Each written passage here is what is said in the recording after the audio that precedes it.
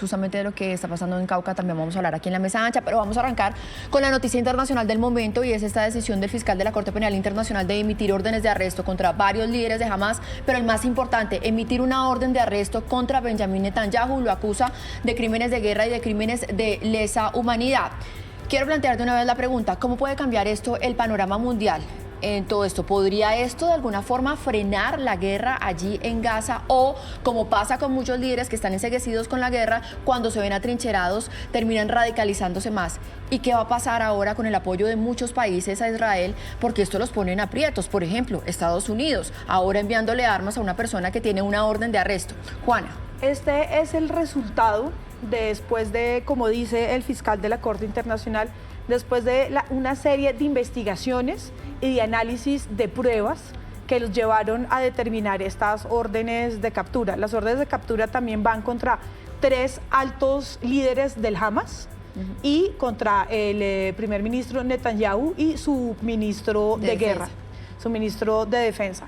Estos cargos, además, son el reconocimiento de muchas denuncias que se han hecho en todas partes del mundo, denuncias por parte que se ha hecho sobre Hamas, sobre la violencia sexual, sobre el secuestro, sobre el homicidio, sobre los crímenes de lesa humanidad perpetuados por ellos, y del otro lado también por el gobierno de Israel y por el primer ministro Netanyahu de exterminio y asesinato a la población civil, de ataques directos a la sociedad civil, entonces de crímenes de lesa humanidad. Claro, esto da un momento de crisis altísima, y sobre todo para el primer ministro israelí, que en este momento uno de sus consejeros más altos del comité de guerra le dijo que si no empezaban ya un plan posguerra, renunciaba y perdía el apoyo de su partido. Es decir, Netanyahu está quedando acorralado internacionalmente, pero internamente también. ¿Y puede funcionar para parar la guerra en Gaza? Insisto, hacer finalmente ese alto al fuego. Pues a ver, algo que se nos olvida, y es que las guerras, bien sea externas o internas, es la negación del derecho, o del derecho interno o del derecho internacional. Entonces, esta decisión del fiscal de acusar tanto a Netanyahu como a los líderes de Hamas como una resurrección un poco del derecho internacional, de que la Corte Penal Internacional es una organización del derecho internacional que debe operar. Entonces yo creo que la pregunta que hace Marisa es si esto va a tener impacto. Yo creo que sí. En Estados Unidos ya tiene que pensar, decir, bueno, ¿cómo seguimos apoyando a alguien que tiene una solicitud de captura? Arresto. Claro, ahora falta que los jueces de la Corte Penal Internacional la acepten, porque pueden rechazarla en el sentido de que no tengan los elementos de juicio suficientes. Y esto también es en un contexto, dice el fiscal, de prejuicio, donde antes del juicio la Cámara Primera de la Corte Penal Internacional tiene que analizar esto que él presenta. Claro, es que ya hemos visto que la reacción de Israel al ataque injustificado de Hamas, por supuesto, hace mucho tiempo pasó la proporcionalidad y dejó de ser legítima defensa y parecería ya ser una acción de castigo contra el pueblo palestino en Gaza. Entonces yo creo que esta decisión del fiscal penal internacional creo que sí va a cambiar un poco el escenario. Sí, está hablando de ataque generalizado, sistemático, hace que está muriendo la gente por inanición, persecución. Julio. Bueno, primero que yo diría es que es muy baja la probabilidad de que Netanyahu o que los líderes de Hamas terminen encarcelados. Pues eso es un escenario bastante lejano de momento, y tampoco, desafortunadamente, creo que vaya a servir esto para parar la guerra, aunque hay, sí, como dice Juana, desacuerdos internos dentro del gabinete israelí. Son desacuerdos más sobre la posguerra, ni siquiera sobre lo que está pasando ahora, en donde hay relativo consenso dentro de ese gabinete. Entonces, digamos, el impacto de esto yo creo que en la guerra es limitado, pero me parece clave por 2 razones. La primera es, por supuesto, que necesitamos conocer la verdad sobre los aberrantes crímenes que ha habido en estos episodios, en esta guerra, por parte de diferentes actores, no uno solo de los actores, sino ha habido crímenes de lesa humanidad y contra la sociedad civil por parte de distintos actores, pero más importante también, me parece clave para individualizar las responsabilidades, porque no puede seguir corriendo esa tesis que cabalga sobre el antisemitismo, pues que es el pueblo de Israel, que es el pueblo judío el responsable de los crímenes que ocurren en el campo de batalla, ¿no? Hay unos responsables individuales, no son los judíos en general, no es el pueblo de Israel. Y mire que ahí las comunidades más religiosas judías en Israel también han protestado en contra de Netanyahu porque justamente reivindican que la práctica religiosa no es una práctica violenta, sino una práctica pacífica de compasión hacia el otro. Tenemos un tema más aquí sobre la mesa y es lo que está pasando en el suroccidente del país. Tenemos que hacer un comentario muy breve. Primero, por supuesto, lo que está pasando en Cauca, en Morales, hoy un ataque a la estación de policía, el fin de semana una masacre en Corinto y también un atentado con explosivos en el que murió un niño de 12 años y más recientemente, hace pocos minutos, también un hostigamiento en Jamundí. Pues mire que Jorge. tendría algo que ver, parecería que no, y es que el ataque a población civil, el uso de estos artefactos que produce daño indiscriminado, también son graves infracciones al derecho humanitario por parte del EMC y por lo tanto también es un crimen de guerra, ¿sí? Por supuesto que son dos contextos esenciales. Entonces un gobierno que está en negociación digamos, con el EMC y que rompe relaciones con Israel debería preguntarse, bueno, yo sigo en la mesa de negociaciones con un grupo que también comete Jorge, crímenes de guerra. Justamente esos tres grupos, son tres estructuras las que han cometido estos últimos atentados, están a cargo de Iván Mordisco, que fue el que se levantó de la mesa.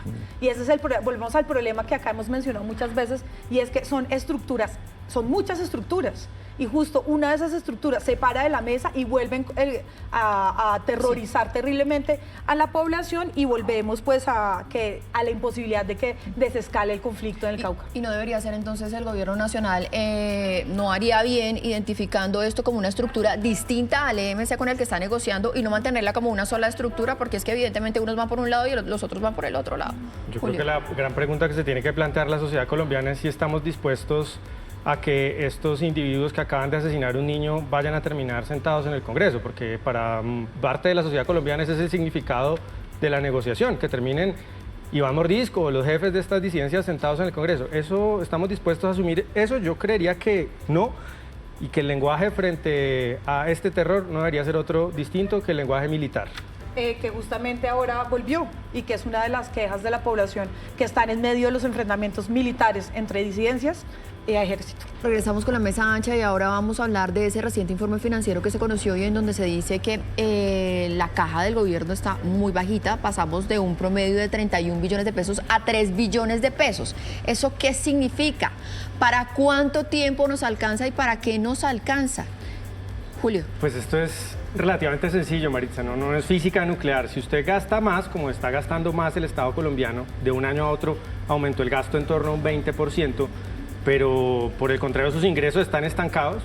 Usted gasta más en su casa, pero los ingresos, su salario apenas crece un 4% y sus gastos crecen el 20%, pues hay un desbalance y esa cuenta de ahorros se le comienza a secar. Pues eso es lo que le está pasando al Estado colombiano. La cuenta de ahorros se comienza a apretar, la cuenta del Tesoro Nacional, el Banco de la Julio, República una está pregunta, apretada. pero si dicen que no está ejecutando el gobierno, entonces ¿por qué cualquier persona diría cómo está gastando más si no está ejecutando? Pero en términos absolutos sí estamos gastando más, porque el presupuesto pasó de 400 a 500 billones. Entonces, aunque porcentualmente la ejecución del gobierno sea relativamente baja, pues el asunto es que el gasto total sí es mayor porque la base del presupuesto es más grande. Juana. Bueno, es que esto es otro de nuestros grandes problemas estructurales. Yo no sé si se acuerdan en el 2021 con Carrasquilla que salió a decir nos quedan 6, 7 semanas de caja, que también era, y hemos tenido varias crisis de este tamaño en nuestra historia económica que es bastante preocupante. ¿Esto por qué se da? Justamente porque nos endeudamos constantemente y nos la pasamos endeudados y pagando la deuda. Entonces esto también nos genera ahí unos problemas muy serios.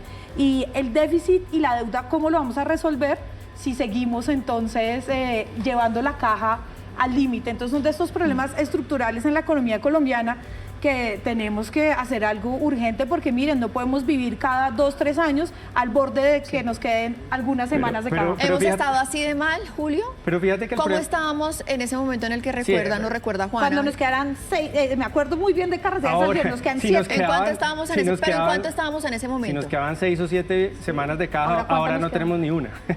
Lo que pasa es que eso no significa, y eso hay que ser, porque en ese momento se desinformó sobre ese tema, no significaba que en 6 o 7 semanas el Estado se iba a quedar sin plata. Lo mismo ahora, no es que nos vamos a quedar sin plata en una semana, porque pues los ingresos pueden llegar en este lapso y es lo que se espera. Recurrentemente entran Julio, recursos. y acuérdense cuál era la solución de Carrasquilla, una reforma tributaria.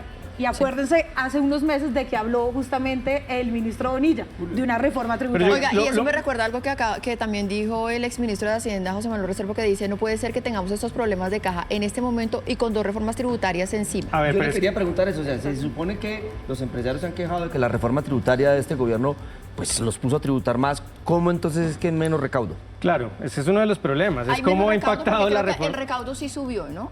Pero marginalmente, Aumentó. mientras el gasto explota. Entonces, claro, tu salario crece un poquito, pero te vas de vacaciones a Miami cada 8 días, pues ese es el problema, básicamente. Yo ¿no? creo que la Entonces, pregunta ahora va a ser, ¿nos vamos a una nueva reforma tributaria o no? Pues Bonilla ha dado Sí. pistas de que Y habría lo- una, lo- una- lo más va a estar en preocupante la es reforma. la dinámica de gasto, porque ese es el problema en el fondo. Y fíjense que tenemos unas reformas en el Congreso rodando que van a implicar más gasto y la reflexión sobre cómo vamos a pagar ese gasto adicional no llega. La única parece ser echar mano de la tarjeta de crédito, emitir más TES y es a largo plazo incrementa el Algunas problema de que esas tenemos. sin estudio de impacto fiscal, por ejemplo. Por ejemplo. Ninguna en este momento tiene el aval fiscal. 7 de la mañana, 26 minutos. Señores, muchísimas gracias. Un feliz inicio de semana. Y apenas es lunes, ¿no? Y apenas es lunes y aquí vamos. Juan, usted tiene más noticias.